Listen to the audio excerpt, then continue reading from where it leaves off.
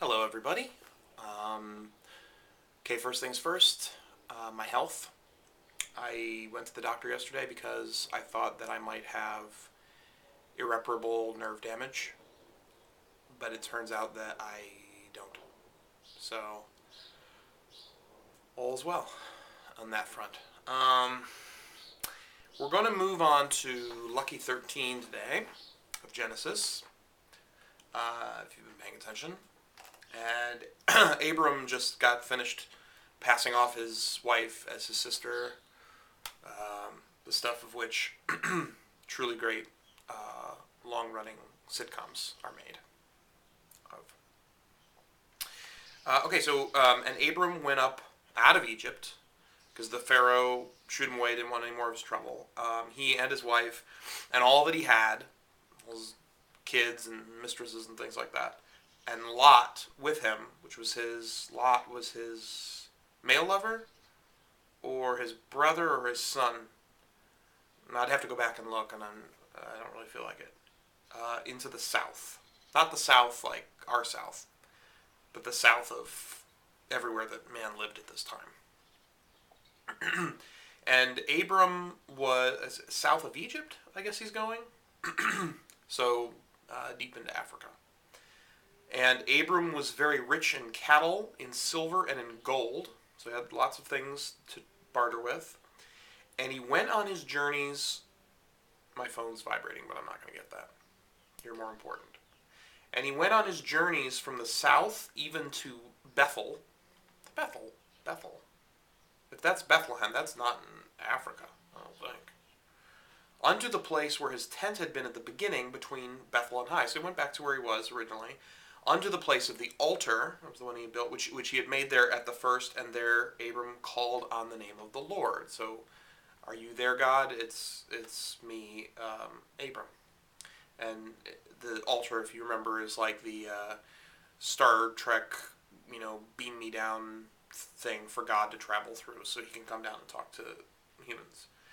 And Lot also, which went with Abram, had flocks and herds and tents. So keep in mind, Abram, cattle, silver, and gold. His lover Lot, not as much stuff. And the land was not able to bear them, that they might dwell together, so they had separate apartments, for their substance was great, so that they could not dwell together. They had too much substance. So their conversations got too heady. It was like too much to take. They're like, we need to put some distance between ourselves or our minds are going to explode. And there was a strife between the herdman of Abram's cattle, the guy he hired to look over his cows, and the herdman of Lot's cattle. And the Canaanite and the Perizzite dwelled then in the land.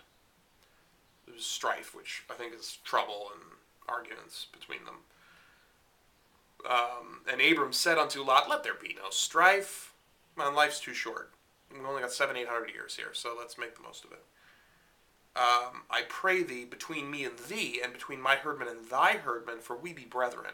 So, we brothers, let's not fight. You tell your people not to fight with my people. This could get out of hand. Is not the whole land before thee? Separate thyself, I pray thee, from me. So we have all this land and opportunity.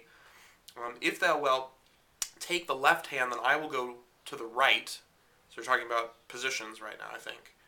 Or, if thou depart to the right hand, then I will go to the left. So this is like, who's going to lead?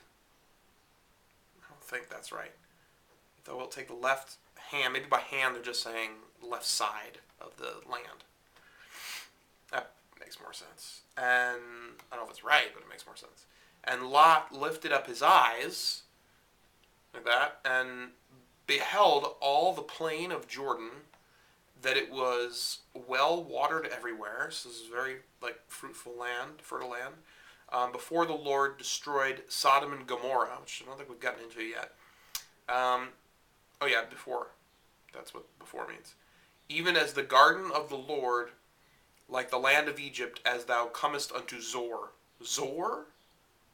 Wasn't that the creature in Ghostbusters? No, that was something. That was close, but it was a Z. Then Lot chose him all the plain of Jordan. So he picked this part, the plain of Jordan, and Lot journeyed east to get there, and they separated themselves the one from the other. So this is sad. A lot fewer sleepovers now that there's all this distance between them. Abram dwelled in the land of Canaan. I'm just going to say Canaan instead of Canaan. I watched last week's video and I sounded like an idiot.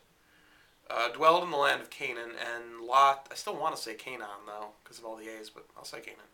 And Lot dwelled in the cities of the plain and pitched his tent towards Sodom. There's a lot of innuendos here if you're willing to create them in your mind. But the men of Sodom were wicked and sinners, because they were Sodomites, before the Lord exceedingly. Okay, so right in front of the Lord's face, they sinned and sinned again. And the Lord said unto Abram, after that Lot was separated from him, lift up now thine eyes. I don't know why everybody's eyes are so low, but lift up now thine eyes and look from the place where thou art northward and southward and eastward and westward. So have eyes in the back of your head, look in all directions.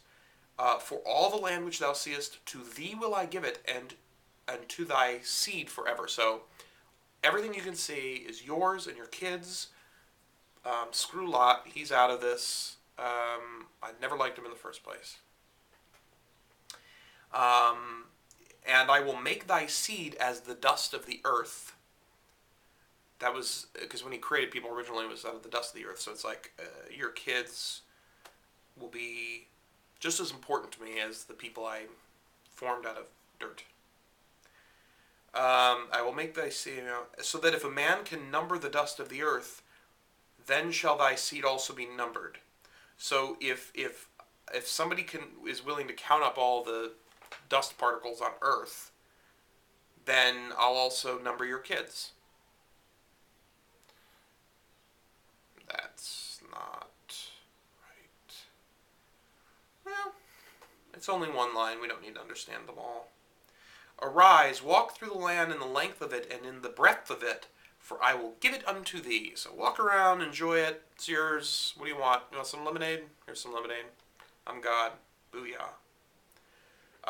Then Abram removed his tent, his little tent, and came and dwelt in the plain of Mamre. Mamre.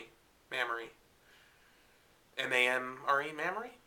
You're with me on this. Which is in Hebron, and built there an altar unto the Lord. So he decided, if I want to talk to God and I'm all the way out here in Hebron, I don't want to have to go all the way back, so I'm going to build another beaming station for God over here. That's the end of chapter 13. We are really plowing through this business. And we got chapter 14 coming up next, of course. So that'll be next week. And I'm really enjoying our time together. I feel like we're kind of getting to know each other a little bit at the same time that we're getting to know the Bible and God and all of His people. So, good evening. Good morning. Good morning.